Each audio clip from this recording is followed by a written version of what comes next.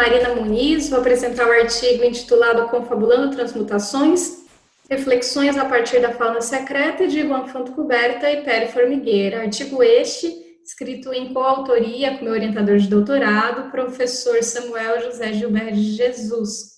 Somos vinculados ao programa de pós-graduação em Arte e Cultura Visual da Universidade Federal de Goiás. Aqui, o conceito central é o conceito de transmutação e a abordagem a respeito da transmutação sob duas óticas. A primeira da transmutação de gêneros fotográficos, fundindo, né, gêneros fotográficos. E a segunda da transmutação enquanto temática, de animais em transmutação. As reflexões teóricas, elas tomam como base autores como a Cátia Caetano, sobre a dificuldade em assimilar a emergência do poético mediada pela máquina, a Emília Tavares, em relação ao assombro provocado pelo retrato, o François Soulage, que vai dizer que toda fotografia é teatralizante, Maurício Lissovski, que vai apontar a relação em relação ao hibridismo e à originalidade, e também Gilles Deleuze e Claire Parnet, do animal e humano, que eles podem ser definidos pelos afetos, e vai recorrer também à literatura, né? Célebres personagens que se transmutam, como o George Samsa, né, da Metamorfose do Franz Kafka, que ele vai se transmutar num inseto gigante, né, numa barata gigante, e dentro da poesia, né, de Manuel de Barros, do Eu Queria Crescer para Passarinho. Então, o que a gente tem é que os fotógrafos catalães, né, o Juan Fontcuberta Villa e o Pere Formigueira, eles, em 1988, eles expuseram, durante os meses de junho a agosto, no Museu de Arte Moderna de Nova York. Mas não só lá, a instalação também passou pela Dinamarca, Alemanha, Japão, Canadá, Estados Unidos, e essa instalação é composta não só por um conjunto de fotografias, mas também materiais audiovisuais, elementos orgânicos, papel, vidro, e que não só em galerias de arte, mas também, por exemplo, em 1989, em Barcelona, fez uma passagem pelo Museu de Ciências Naturais, na mesma cidade que também foi exposta no Museu de Arte Contemporânea, né? O que a gente tem é que, aproveitando desses movimentos dispersivos, os fotógrafos, eles também apresentaram o material como um autêntico livro científico, né? Intitulado Dr. Ameisenhoffen's Fauna, que é um projeto editorial elaborado a partir de fotografias e de textos em inglês e alemão, revelando a descrição, identificação, catalogação de animais, desde então, supostamente desconhecidos. Como aqui o que a gente tem é uma raposa das neves com cabeça de tartaruga, também temos uma cobra com 12 patas. O que esses autores eles estão fazendo, os artistas, né? Eles estão explorando e questionando o tom de veracidade do acontecimento, né? Uma confabulação da ordem da fantasia que torna-se a tônica da narrativa, uma narrativa transmídia. E a partir dela vai emergir a dissimulação da fotografia contemporânea enquanto científica, ou seja, o viés de um trabalho autoral se passando por documental. Tudo isso sob a alegação de que o Fontcuberta e o Formigueira eles tiveram acesso a arquivos do zoologista alemão, que é o Ameisenhoffen, que tinha descoberto, supostamente, na natureza esses exemplares e também tinha catalogado eles. Aqui também outros exemplos, como um macaco alado com um chifre, como se fosse um chifre de um unicórnio, e esta cabra com cabeça de macaco, com dois braços, né, e 4 patas. E o que a gente tem dessa forma é que, apesar de considerar que toda fotografia é teatralizante, né, fazendo uma paráfrase com o Soulage, O trabalho artístico da dupla, ela busca ir de encontro ao mito da objetividade, fazendo parecer estar de repente do lado do real e não do lado do artificial.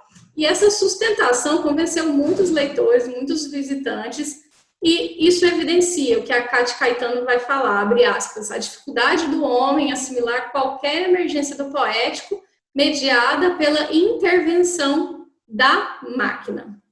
E o conteúdo da primeira edição do livro se assemelha muito ao relatório científico de zoologia, ou seja, aqui evocando o hibridismo, pontuado pelo Lipovetsky, né, que é um conceito que dilui as fronteiras entre as formas tradicionais da arte. O que temos também é um panorama de estudos apurados de taxonomia, né? Só que, entretanto, inventando categorias de animais, de nomes, de histórias, de situações fictícias, utilizando, inclusive, ambientes de laboratório. Essa encenação, ela ocorre no âmago do espaço de autoridade e legitimidade dos livros científicos e também dos museus de ciência, contestando a validade do discurso científico entre o humor e a farsa.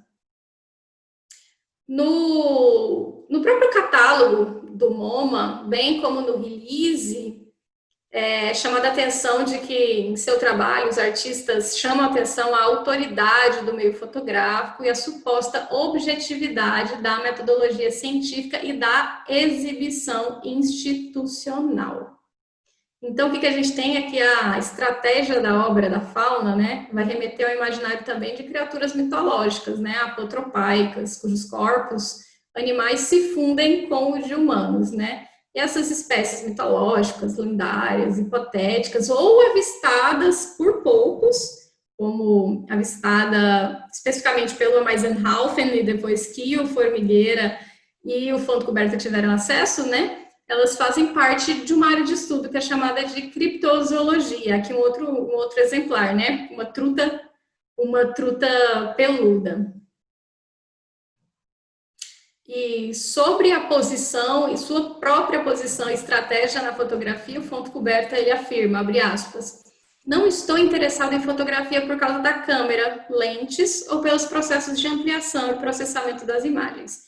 Me interessa porque é um repositório de todos os conflitos intelectuais, todos os problemas que tivemos de enfrentar nestas últimas décadas. E faço também um contraponto, que é algo muito com que também de muito novidade, a gente pode relacionar muito com os dias atuais, os questionamentos científicos também. Agora, para amarrar tudo isso, considerações finais, que são basicamente um resumo,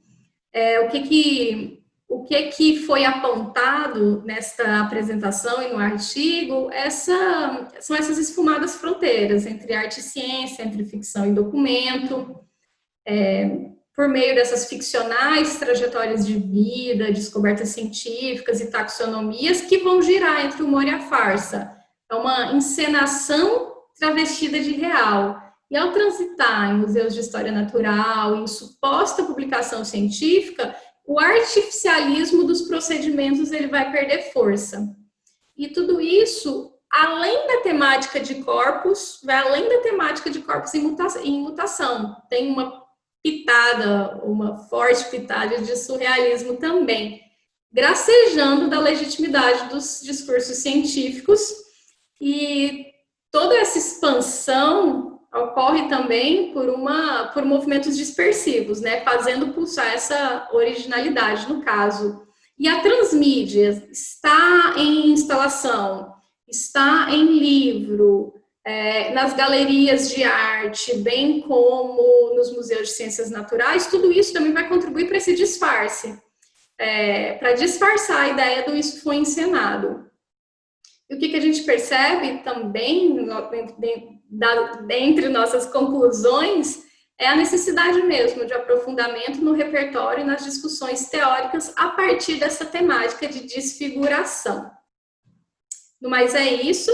Estamos presentes e firmes aqui no encontro, de qualquer forma, também disponíveis por meio de nossos e-mails. Muitíssimo obrigada!